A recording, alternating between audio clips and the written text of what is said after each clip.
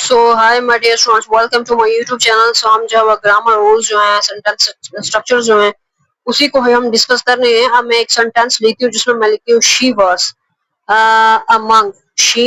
Among the few. मैंने क्या लिखा? She was among the few who want to continue working on the project. तो क्या लिखा मैंने? She was among the few who want to continue working on the project। तो ये जो जुमला है ये गलत है, क्योंकि हमने यहाँ पर was लगाया was। तो ये जो है was, अगर मैंने यहाँ पर जो है वो was लगाया यानी माजी की बात की है, तो यहाँ पर जो अगला हिस्सा है जुमले का, वहां पर जो है भी मुझे सेकंड फॉर्म लगानी है। यहाँ पर सेकंड फॉर्म है, यहाँ पर भी मुझे सेकंड फॉर्म लगानी होगी।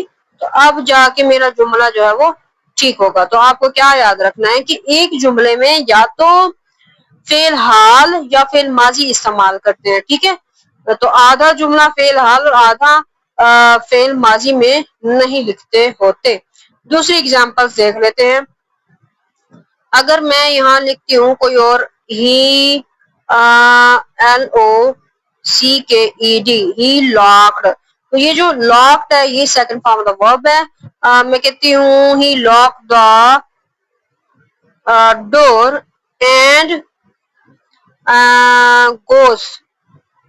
Goes out. तो यकीनन आपको पता चल गया कि ये जो है रॉन्ग है, क्योंकि मैंने यहाँ अगर लॉक लिखा है तो यहाँ गोज क्यों आ गया? यहाँ पर भी मुझे वेंट लगाना होगा। गो वेंट यानी second form of the verb went out. Okay हो गया। तो अब जो हमारा जुमला है ये करेक्ट है। अच्छा जी, तो अब और अगर मैं इस तरह लिखती, अगर मैं लिखती ही लॉक्स द डोर एंड फिर मैं लिखती वेंट आउट, गलत हो जाएगा, क्योंकि यहाँ लॉक्स लिखा है तो यानी प्रेजेंट इंडेफिनिट की बात हो रही है, यानी कि फिलहाल की बात हो रही है। तो यहाँ कैसे माजी आ सकता है? यहाँ पर हम लिखेंगे गोस। ओके, क्योंकि ही है तो ऐसे इसका इजाफा इसके साथ होगा, गो फर्स्ट फॉर्म वर्ब के साथ। तो ही गोज हो जाएगा, यानी he locks the door and goes out. ये बात आपने समझ ली होगी। नेक्स्ट देख लेते हैं। जैसे कि अगर मैं यहाँ लिखती हूँ she said that she is going, तो क्या आपको ये सही लग रहा है? She said that she is going, तो ये जो है गलत है। ये सही किस तरह से होगा? अगर मैं लिखती हूँ she said that she was going, यानी कि आप ये देखें जैसे कि कुछ अफआल आप कहें, कुछ अफआल जो हैं वो ऐसे होते हैं जो कि माजी के बारे में, माजी को रिपोर्ट करते हैं, जैसे हम कहते हैं माजी के बारे में बताते हैं। तो जैसे कि इसमें सैड है, सैड जो है वो माजी के बारे में जो है वो बताता है, ठीक है जी। इसी तरह से अगर मैं आस्क्ड लिखती हूँ, अगर मैं जो है रिपोर्टेड लिखती हूँ, टोल्ड लिखती हूँ, थॉट लिखती हूँ, न्यू लिखती हूँ, बिलीव्ड लिखती हूँ, ठीक है। तो इनके बाद में आपने जो है वो प्रेजेंट टेंस इस्तेमाल नहीं करना, ठीक है जी। आपने प्रेजेंट टेंस इस्तेमाल नहीं करना, आपने क्या लिखना है? She was going, she said that she was going. Okay हो गया। तो she said that she was going, यहाँ पर शी सैड था तो यहाँ पर हम कहेंगे दैट शी वॉज गोइंग। ये आपको समझ आ गई है ना? अच्छा जी। अच्छा, उसके बाद अगर मैं यहाँ पर कहती हूँ जैसे कि कुछ फौतशुदा सरगर्मियों का जिक्र हम करेंगे तो वो माजी में करेंगे ना, जैसे कि जस्ट बिफोर मैंने लिखा ही डाइड, ठीक है।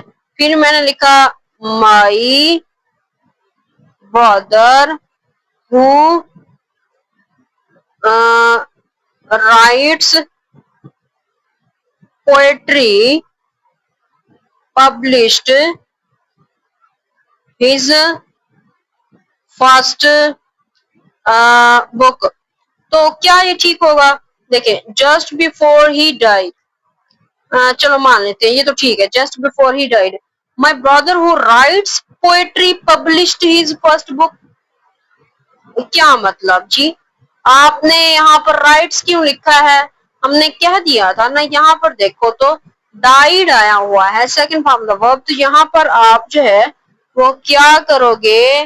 राइट नहीं बल्कि सेकंड फॉर्म क्या है राइट की? रोट। क्या लिखोगे? रोट लिखोगे, ठीक है। ओके हो गया, तो यहाँ रोट आ जाएगा। अब यहाँ पर देखो, तुमने डाइड देखा तो यहाँ हमने रोट लिखना होगा। अगर मैं इस तरह लिखती हूँ, हिज ग्रैंड फादर डाइड, चलो यहाँ तक मैंने डाइड की बात की। फिर मैं कहती हूँ कि दिस मॉर्निंग, तो क्या ये सही है? His grand father died this morning, तो ये बिल्कुल सही है, ठीक है। गलत होता अगर मैं लिखती his grand father has died this morning. मतलब ये हो गया है कि आपने फौतशुदा कोई भी सरगर्मी होती है, फौतशुदा आदमी की जो जो भी सरगर्मी है, कुछ भी उसके बारे में बोलना चाहते हो, तो उसका आपने जिक्र फेल माजी में करना है। यहाँ हैज की किसी किस्म की कोई यहाँ जरूरत नहीं है। तो फेल माजी सिंपल हमें पता होता है सब्जेक्ट के बाद, जैसे हिज ग्रैंड फादर, सब्जेक्ट के बाद क्या होती है? Second form of the verb होती है, डाइड लगा देना है, दैट्स ऑल, आपकी बात मुकम्मल हो गई। His grandfather died this morning, has died नहीं लिखना। उर्दू में तो हम यही बोलते हैं कि उसके ग्रैंडफादर है, कोई भी फोत हो चुका है, तो वो उर्दू से इंग्लिश में जरा फर्क है, ठीक है। तो हो चुका है, आपने हैज डाइड नहीं लिखना, आपने ओनली डाइड लिखना है। यानी आपने सिर्फ और सिर्फ क्या करना है? सब्जेक्ट के साथ में सेकंड फॉर्म द वर्ब इस्तेमाल करनी है, दैट्स ऑल, आपकी बात मुकम्मल हो जाएगी। अच्छा जी, तो ये आपने समझ लिया है कि जो भी मरे हुए शख्स की सरगर्मियों का जिक्र होता है, उसके लिए हम जो है वो क्या करते हैं? Second form of the verb subject के साथ इस्तेमाल करते हैं, यानी फेल माजी इस्तेमाल करते हैं, दैट्स ऑल। यानी कि प्रेजेंट वर्ब्स आप इस्तेमाल नहीं कर सकते हो। इसके अलावा अगर माजी के मुतलकात फेल के साथ फेल माजी इस्तेमाल करते हैं ना, जैसे कि अगर मैं कह देती हूँ शी डज नॉट गो, तो मैं यहाँ पर देखो she does not go to Lahore, मैंने यहाँ लिखा 2 days ago। तो पहली बात ये है कि जब भी अगो या यस्टरडे आ जाता है, तो यहाँ पर आपने second form of the verb इस्तेमाल करनी होती है, ठीक है। तो यहाँ पर आपने डज नॉट नहीं बल्कि आपने यहाँ पर डिड नॉट, ठीक है, आपने डिड नॉट गो का इस्तेमाल करना। She did not go to Lahore 2 days ago। अब ठीक है, ठीक है, she did not go to Lahore 2 days ago। अगर यहाँ पर मैं कोई यस्टरडे वाला जुमला लेके आती हूँ, जैसे अगर मैं लिख लेती हूँ ही, अगर मैं लिखती हूँ ही डिड नॉट, अगर मैं यहाँ पर देखिए अगर मैं डज लिख रही हूँ तो गलत है, डज नॉट। अगर मैं लिखती हूँ he does not finish, he does not finish his homework in time to go with us with us to the cricket game yesterday। तो जब भी आपको yesterday और ago की बात करनी हो, यानी कि आपने करना क्या है, आपने यहाँ पर second form of the verb जो है वो यूज करनी होगी।